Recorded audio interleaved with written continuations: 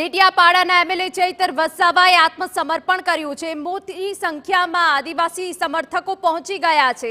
Dediapada police સમક્ષ હાજર થયા છે। આપના ધારાસભ્ય 1 મહિનાથી ભૂગર્ભમાં હતા જે ચૈતર વસાવા જે પોલીસ સમક્ષ હાજર થયા છે। ચૈતર વસાવા પર વન અધિકારીઓને મારવાનો આરોપ છે। ડેડિયાપાડા પોલીસ મથક સામે હવે ચૈતર વસાવા સામે ગુનો પણ દાખલ કરવામાં આવ્યો છે। જ્યારે ચૈતર વસાવા આવી પહોંચ્યા ત્યારે તેમના જેટલા સમર્થકો હતા જો કે મોટી સંખ્યામાં આદિવાસી ઉમટી પડ્યા છે। ચૈતર વસાવાએ સમર્થકો આગળ ઘણા મોટા એવા નિવેદનો આપ્યા છે કે જેમાં ભાજપના અનેક નેતાઓએ કૌભાંડ કર્યા હોવાની વાત છે।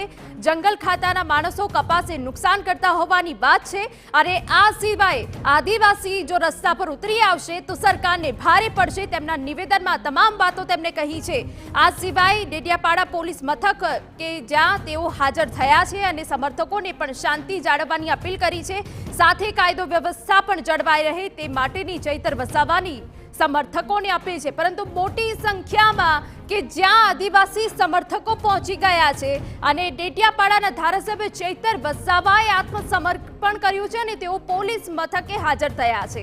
સાથે મારી પત્ની પણ જેલમાં બંધ હોવાની વાત અને એ સિવાય અનેકો કૌભાંડ કર્યાને ચૈતર વસાવાએ હંમેશા જે રીતે પોતાના સંબોધનમાં કહેતા આવ્યા છે કે આદિવાસીની લડત તેઓ હંમેશા ચાલુ રાખશે।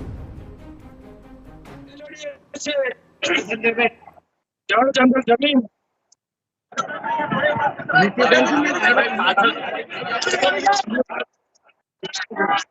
આદિવાસીઓને અનુસૂચિત 5માં બંધારણમાં જમીન અધિકાર આપ્યો છે। અધિનિયમ 2000 અંતર્ગત સનદો આપી છે જમીનો કેરી કરવા માટે અને આ જંગલ ખાતા ચોરની જેમ રાતે આવે અને કપાસ તોડી નાખે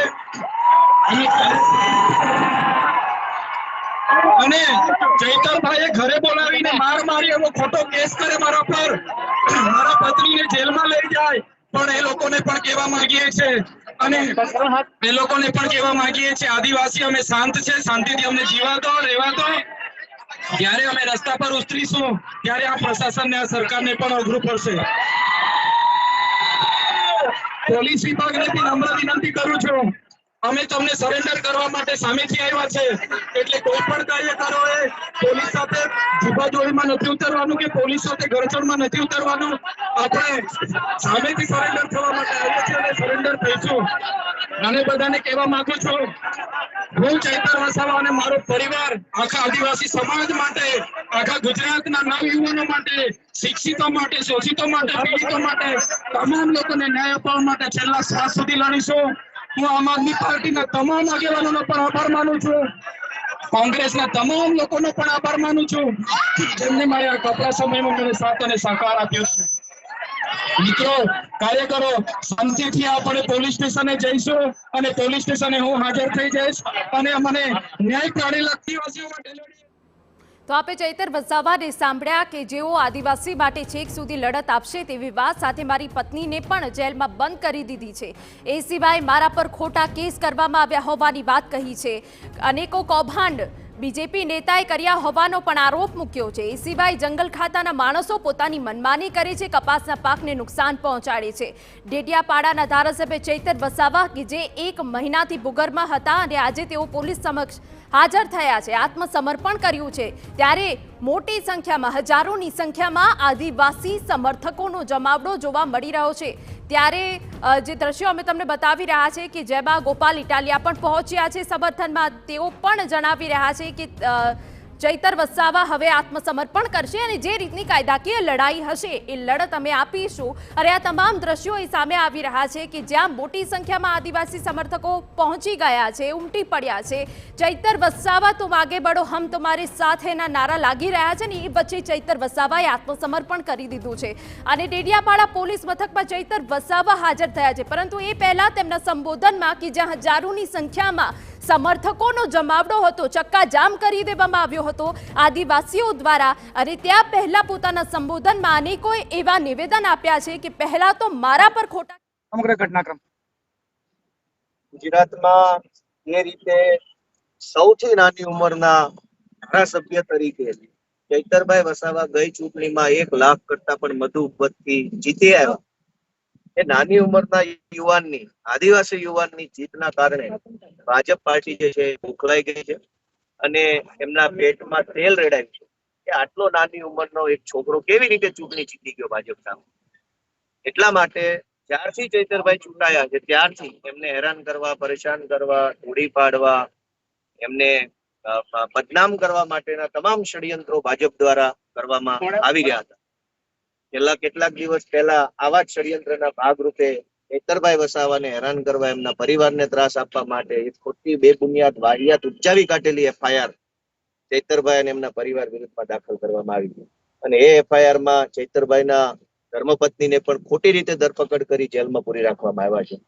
ચૈતરભાઈનો ગુનો એટલો જ છે કે ભાજપના 156 ધારાસભ્યોની જેમ મોઢા ઉપર આંગળી રાખીને બેસતા નથી, પણ આંગળી આવા જ ષડયંત્રના ભાગરૂપે ચૈતરભાઈ વસાવાને હેરાન કરવા, એમના પરિવારને ત્રાસ આપવા માટે એક ખોટી બેબુનિયાદ વાહિયાત ઉપજાવી કાઢેલી એફઆઈઆર ચૈતરભાઈ અને એમના પરિવાર વિરુદ્ધમાં દાખલ કરવામાં આવી. અને એ એફઆઈઆરમાં ચૈતરભાઈના ધર્મપત્નીને પણ ખોટી રીતે ધરપકડ કરી જેલમાં પૂરી રાખવામાં આવ્યા છે. ચૈતરભાઈનો ગુનો એટલો જ છે કે ભાજપના 156 ધારાસભ્યોની જેમ મોઢા ઉપર આંગળી રાખીને બેસતા નથી, પણ આંગળી ઉઠાવે છે, સવાલ ઉઠાવે છે. એ એમનો ગુનો છે. આદિવાસી સમાજના બાળકોની શિષ્યવૃત્તિનો પ્રશ્ન હોય, પ્રાયોજના અધિકારીની કચેરીમાં ચાલતા ગેરવહીવટનો પ્રશ્ન હોય, આદિવાસી સમાજના જાતિના પ્રમાણપત્રો બાબતનો પ્રશ્ન હોય, આદિવાસી વિસ્તારોની અંદર જે મોટા પાયે નકલી કચેરીઓ ચાલે છે એનો પ્રશ્ન, આવા તમામ પ્રશ્નો બાબતે ચૈતરભાઈ હંમેશા સવાલ ઉઠાવે છે, અવાજ ઉઠાવે છે, આંદોલનો કરે છે, જેના કારણે ભાજપને પેટમાં તેલ રેડાય છે. અને આ અવાજ ઉઠાવવાના ગુનાના કારણે ખોટી એફઆઈઆરોમાં ચૈતરભાઈની ધરપકડ કરી છે. ત્યારે આજરોજ ચૈતરભાઈ સામે ચાલીને પોલીસ સમક્ષ હાજર થયા છે. મને એમ લાગે છે કે કાયદાની અદાલતમાં ચૈતરભાઈને જરૂર ન્યાય મળશે. અત્યાર સુધી ક્યાં હતા? અત્યાર સુધી એમના બોગજ અહીંયા જે નજીકમાં ગામ છે ત્યાં ઘરે હતા. એવું એમણે હમણાં જ મને જણાવ્યું કે ઘરે જ હતા અત્યાર સુધી. અને આગોતરા જામીનની પ્રોસેસ ચાલતી હતી તો એ રાહ જોઈ રહ્યા હતા કે જામીન મળશે. પણ પછી એમને લાગ્યું કે ભાઈ હવે જામીન મળવાને સંજોગ નથી, તો એમણે સામે ચાલીને ઇન્વેસ્ટિગેશન જોઈન કર્યું છે. આજે બોગજ પોલીસને મળ્યા નથી. એ તો પોલીસ કહી શકે કે પોલીસને કેમ ન મળ્યા, એ તો એમના ઘરે જ હતા, આટલા દિવસ એમના ઘરે જ રહેતા હતા. મને એમ લાગે છે કે 4 ચોપડી 5 ચોપડી 5 લોકો મંત્રી સંત્રી બની જતા હોય તો ચૈતરભાઈ તો ભણેલ ગણેલ ક્વોલિફાઈડ માણસ છે. ચૂંટણી લડશે કે કેમ, મને એમ લાગે છે કે ચૈતરભાઈ જેવો બાહોશ યુવાન, નાની ઉંમરમાં જેણે આટલું મોટું કામ કરી બતાવ્યું છે સમાજ માટે, એવા વ્યક્તિને જરૂર લોકસભાની અંદર જગ્યા મળવી જોઈએ. અને ભાજપના ભ્રષ્ટાચારીઓની આંખમાં આંખ નાખીને સંસદની અંદર બોલવાનો એક મોકો એમને મળવો. જામીન નહીં મળે તો ઉપલી કોર્ટમાં જામીન માંગવા માટે જઈશું, ત્યાંથી નહીં મળે તો એનાથી ઉપર જઈશું, ત્યાંથી નહીં મળે તો એનાથી ઉપર જઈશું. બધી અદાલતમાં ન્યાય નહીં મળે તો ગુજરાતની જનતાની અદાલતમાં ન્યાય માટે જઈશું.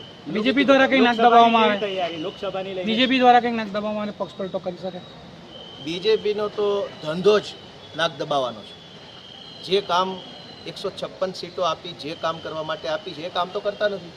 નકલી ટોલ નાકા, નકલી દારૂ, નકલી સરકારી ઓફિસ, નકલી આઈપીએસ, નકલી ડીવાયએસપી, નકલી એમએલએ, નકલી મંત્રીનો નકલી પીએ, નકલ બજાર ખોલ્યું. આપણા ગુજરાત આ તો હતું નહીં. આ ભાજપના રાજમાં બધું જ નકલી અને ડ્રગ્સ અસલી મળે. આની સામે કામ કરવાની બદલે ચૈતરભાઈ વસાવા સામે આટલી મોટી સરકાર પડી છે. મને એમ લાગે છે કે ભાજપથી મોટા કાયરો કોઈ નથી. 156ની ફોજ લઈને બેઠા છે ને એક નાના છોકરાની પાછળ સમય બગાડે છે. ઇટાલિયાને આપ સાંભળી રહ્યા છો કે જેઓ બીજેપી સરકાર પર આરોપ લગાવી રહ્યા છે અને એ સાથે નાની ઉંમરમાં ચૈતર વસાવાની જે લોકચાહના મળી છે તેના વિરોધમાં આ લોકચાહના ઘટે તે માટે બીજેપી આ પ્રકારના ષડયંત્ર કરી રહ્યું છે તેવો આરોપ